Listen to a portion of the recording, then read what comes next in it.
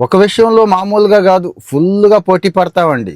తినే విషయంలో పక్క వాళ్ళతో పోటీ పడతాం. ఆ మాటకొస్తే పక్కాడి కంటే ఎక్కువే తినేయాలనుకుంటాం. గుండె జబ్బులు ఉన్నవాళ్ళు, గుండె జబ్బులు వచ్చే అవకాశం ఉన్నవాళ్ళు కొన్నిటికి దూరంగా ఉండండి సార్, ప్లీజ్. అంటే వచ్చే సంవత్సరం కొన్ని రిజల్యూషన్స్ పెట్టుకుందాం అనుకున్నాం కదా, మరి నా గుండె స్ట్రాంగ్గా ఉండాలి, ఏమీ రాకూడదు అనుకున్న వాళ్ళు ఇంకా 10 రోజులు ఉంది కదా. ఈ 10 రోజులు ఒక ప్రయత్నం చేసేయండి. నెక్స్ట్ ఇయర్ స్టార్ట్ చేసేద్దామండి. గుండెని గట్టిగా ఉంచుకుందామండి, అంతే.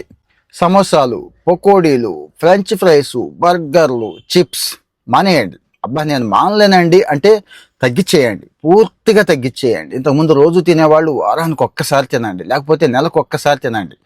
అంత తినడం మానేసి ఇంత తిని కూడా ఆహా తిన్నానులే అని సాటిస్ఫై అయిపోండి, అంతకుమించి వేరే మార్గం లేదు. ఇక స్వీట్లు, కుకీలు, కేకులు, ఐస్ క్రీములు, జీవితంలో ఏ సెలబ్రేషన్ ఉన్నా తీయగా చేసుకోవాలని చెప్పేస్తూ ఉంటారు కదా.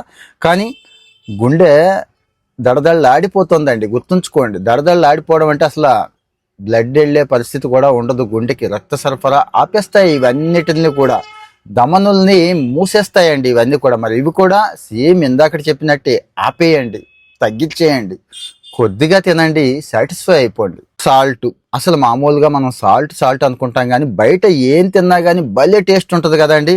అదే మాయ, అదే మోసం. వాడు టేస్టింగ్ సాల్ట్ వాడతాడండి, మన నాలుక దానికి అలవాటు పడిపోయి లాగేస్తూ ఉంటుంది. మరి దాని నుంచి దూరంగా, ఎంత దూరం అంటే అంత దూరం. రెండోది పిండి పదార్థం అంటాం కదండి, స్టార్చ్, ఎందుకు పనికి రాని స్టార్చ్, మైదా పిండి దగ్గర నుంచి, ఫుల్ వైట్ రైస్ ఉంటుంది చూడండి, దాని దగ్గర నుంచి అది కూడా సేమ్ ఇందాకలాగే ఆపేయండి, తగ్గించేయండి, కొద్దిగా సాటిస్ఫై అయిపోండి. పూర్తిగా మానేయండి అంటే మీకు ఎలాగూ నచ్చదు, అది అవ్వదండి, అయ్యే పని కూడా కాదు. అందుకే ఇలా చెప్తున్నాను.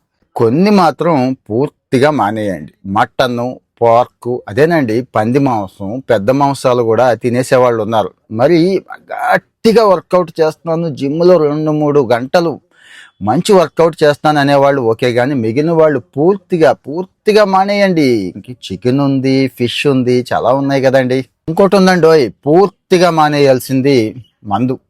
ఎప్పుడైనా పోనీ సరదా ఉంది, సంతోషం ఉందంటే తాగండి. ఏది ఆ బ్రిటిష్ వాడు, ఆ ఫారిన్ వాడే మానేశారండి ఆ మందు వల్ల. ఈవెన్ వైన్ వల్ల కూడా ఏ ఉపయోగం లేదని సర్వేస్ వచ్చినాయి.